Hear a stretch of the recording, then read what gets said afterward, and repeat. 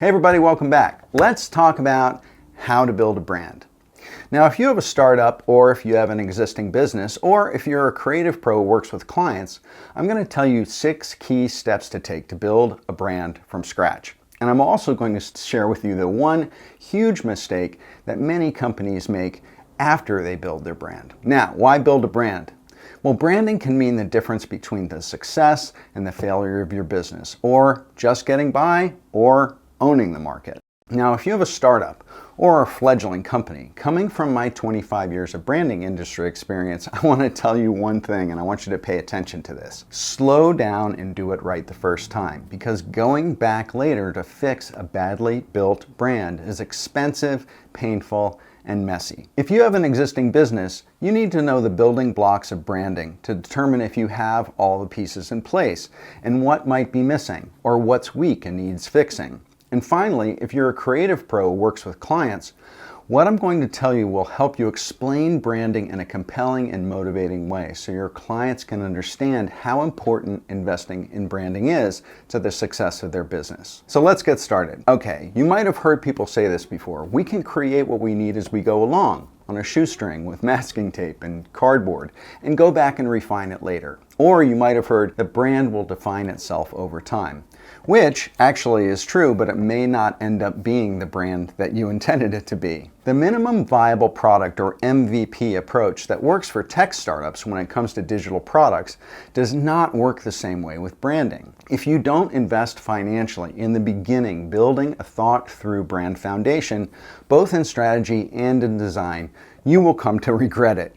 I constantly work with companies that are spending much more money to fix what they didn't do right than they ever would have spent in the beginning. And here's another myth. If you think you're alone in the market and you have no competition, let me tell you, you're dead wrong. It's a crowded market out there. There are hundreds of companies selling what you sell. And even if you're an innovation company and you feel like you're in a category of one with an innovative product or service, there are companies out there that sell in similar categories that are actually competing for the same customer that you want. The difference between companies that succeed and companies that don't 90% of the time is grounded in how solid their brand foundation is. The companies that kill it out of the gate, they planned it that way, and it didn't happen by accident.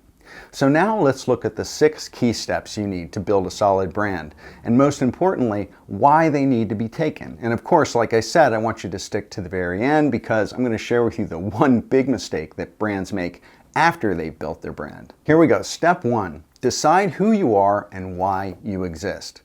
Every company has to have a reason for being. Sometimes it's a founder's origin story.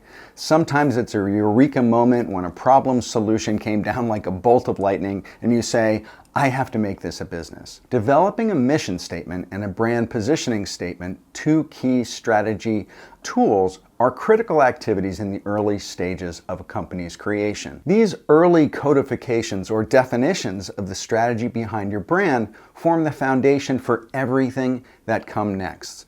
These strategy tools will inform the development of the brand personality, the company's culture and ethos. They'll stand as guiding principles that will govern every action, every decision, from product development to brand design, from marketing to customer engagement, everything. So why does deciding who you are and why you exist need to be done? A better way to look at it is what happens if it's not done. If a company doesn't consciously and intentionally define what its strategy is from the beginning, those things will get defined anyway, and it may not be the way you want them to. Strategy is created to inform decision making. Without strategy, decision making is going to get done anyway. It has to, but there's no target to shoot for. There's no way to tell if the decisions are the right ones. People in the company and even vendors have to make decisions to drive a business forward. Product decisions, design decisions, marketing decisions. Now, without a roadmap, a guiding strategy, these decisions are much harder to make and will ultimately be more random and disjointed. Now, step number 2 is understanding the competition. One of the most common things I find in the branding work I do with clients is that lots of them have never really closely looked at their competition, and they certainly haven't ever evaluated their competition across a range of similar criteria, including strengths, weaknesses, opportunities, and threats. And it's important to understand who you are up against. I recommend that every company undertake an audit of their competition and look at things like their products and services, their customer target, their visual and verbal branding, that is, their brand identity and their brand voice.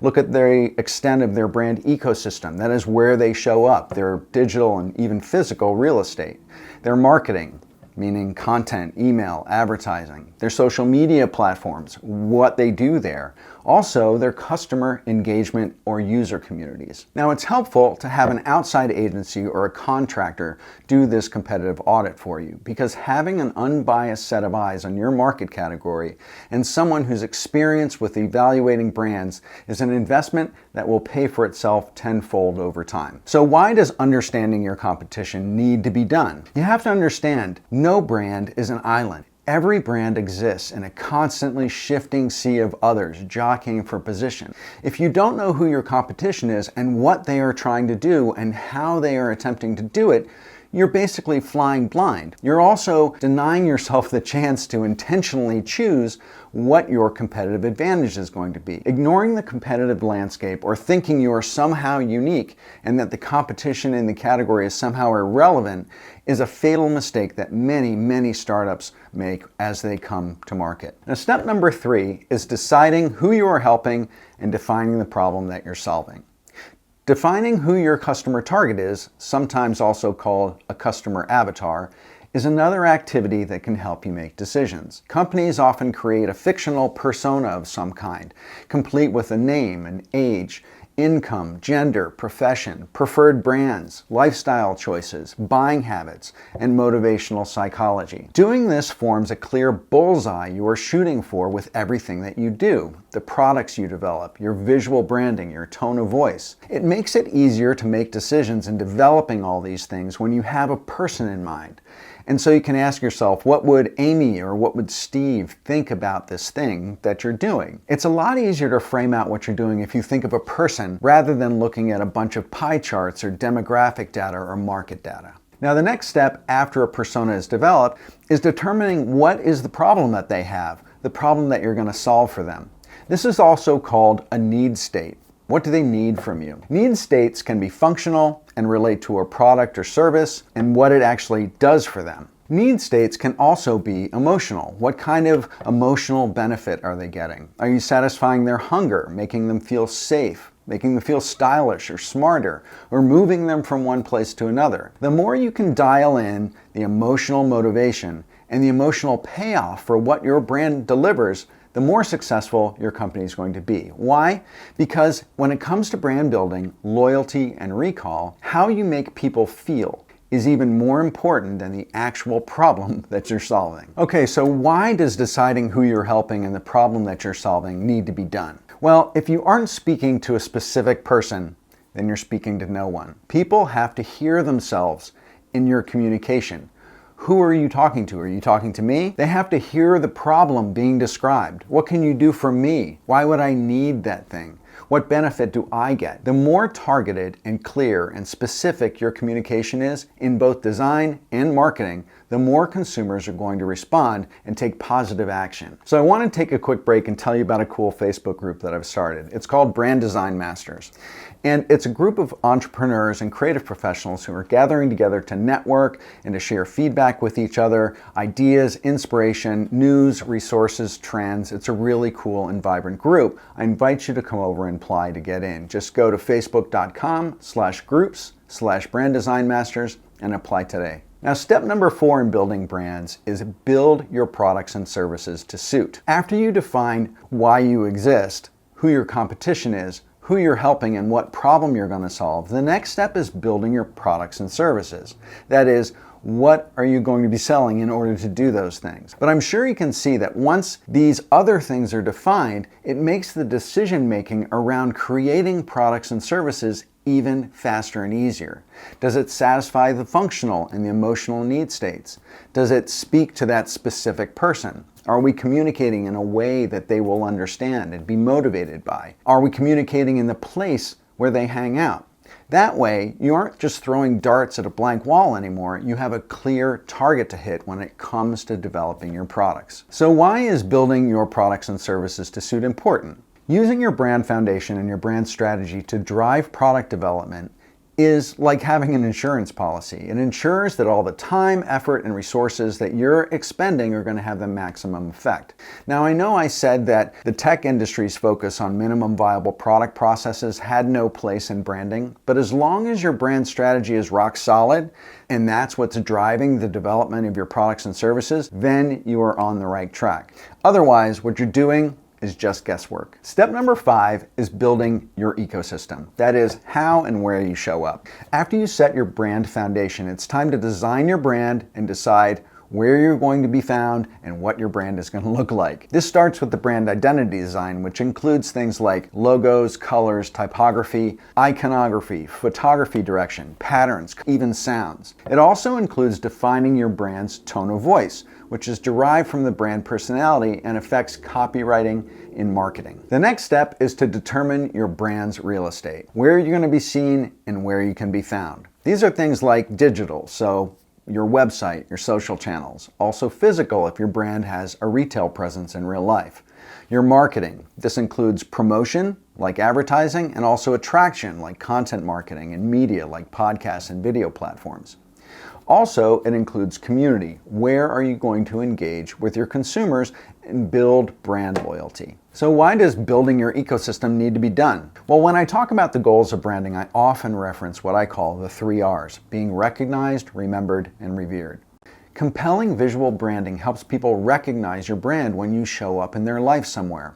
And showing up in a consistent way with a consistent voice in consistent places helps them recognize you every time they come across you. And finally, delivering exceptional brand experiences through your products and services and engaging in a meaningful way with your customers is what helps you become revered, liked, loved. Building your brand ecosystem in an intentional way makes all of the 3 R's possible. And finally, at the beginning of this video, I promised you I was going to share with you the one huge mistake that companies make after they've built their brand, and that is step number 6, an important one. Socialize the brand within the company.